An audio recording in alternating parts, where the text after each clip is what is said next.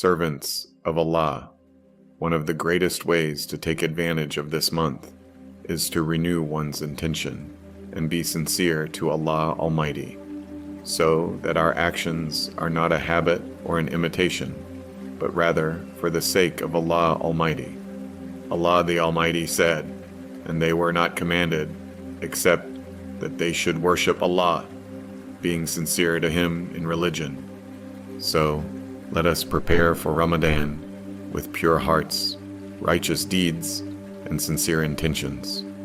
Let us supplicate a lot that Allah will let us reach Ramadan and help us to fast and pray.